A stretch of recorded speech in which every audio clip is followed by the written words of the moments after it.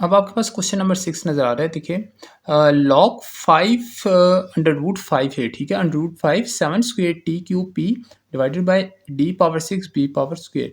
ये under root के जो साइन है ये बिल्कुल नीचे तक है, ठीक है, याद रखना आपने। अब इट्स मीन्स कि इन दोनों के ऊपर अंडर रूट है।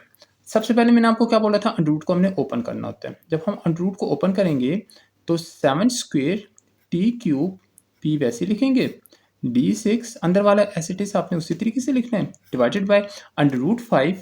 मैंने आपको पहले भी बताया था किसकी इक्वल होता है 1 बाय, जो भी बाय वैल्यू होगी अंडर रूट 5 की तो वही आपके पास पावर में भी आएगी 1/5, ठीक है, 1/5 आ जाएगी। तो हम यहाँ पावर में क्या लिख देंगे 1/5। अब यहाँ पे नेक्स्ट स्टेप आप देखिए कि अब ये देखो लॉग ये पूरा m है और ये पूरा क्या है n है, तो ये किस लॉ में यूज़ होगा, m पावर n लॉग में। ये जो मैंने आपको बताया था ये वाला थर्ड वाला लॉ, इसमें हमने चेंज कर देना है। 1/5 आगे आ जाएगा आपके पास 1/5 और लॉग, और ये अपनी जगह ही रहेगा T cube P divided bye D6 और b स्क्वेयर। अब यहाँ पे नेक्स्ट स्टेप देखें, नेक्स्ट स्टेप में हमने क्या करना है कि आपके पास ये 1/5 का अब हमारे साथ कोई काम नहीं है। अब आपके पास देखिए लॉग ये पूरा ऊपर वाला m है और ये पूरा नीचे वाला n है, तो कौन सा लॉ यूज़ होगा, डिवाइड फॉर्म में आ जाए तो ये वाला लॉ यूज़ होगा। तो हम इसको चेंज कर देते हैं इस लॉ में, तो हम कैसे लिखेंगे log 7 square T cube P minus log D6 b square 1/5। अब देखिए इसको मैं ब्रैकेट में लिख देता हूँ ताकि मुझे सही तरीके से ये जो 1/5 रूट की पावर आई इसको हम अलग कर देते, ठीक है।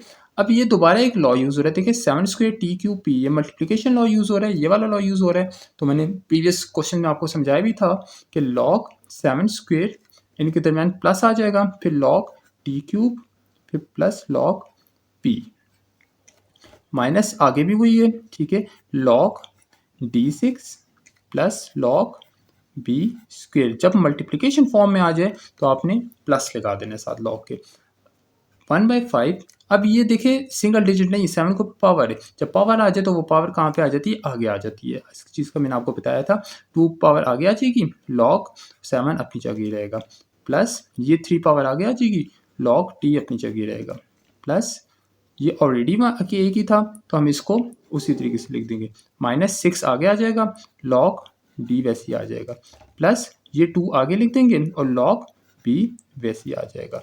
तो ये आपका आगे देखिए 7 single, T single, P single, D single and B single, single single digits आ गए। तो जब सिंगल सिंगल आ जाए तो ये आपका एग्जैक्ट आंसर होता है। हम अब जाते हैं क्वेश्चन नंबर 7 की तरफ। ये ज़रा सा थोड़ा सा मुश्किल नहीं है, लेकिन आप लोग समझ लें। मैं आपको बुक पे बता भी देता हूँ, अगर आपको मेरी यहाँ पे थोड़ी बहुत समझ नहीं आ रही हो क्वेश्चन की लिखी हुई, तो आप देखिए ये क्वेश्चन नंबर 7 ये वाला है। इसमें देखिए अंडर रूट 3 5.512, ये जो पावर है ना, ये जो अंडर रूट है ना, ये सिर्फ अंदर वाले 5.512 ये इस नंबर के ऊपर है, पी एम पावर 1/2 के ऊपर नहीं है, ठीक है। मतलब कि आपके पास पी अलहदा नंबर है, ठीक है, पी अलहदा डिजिट है, ये सॉरी ये अल्फ़ाबेट है, और m पावर 1/2 ये अलग है, दोनों अलग अलग है, ठीक है। और इस तरह ही नीचे भी a स्क्वेयर अलग है और b अलग है और ये रूट अलग है। तो इस चीज़ का आपने ख्याल रखना है। तो सोल्यूशन की तरफ जाते हैं।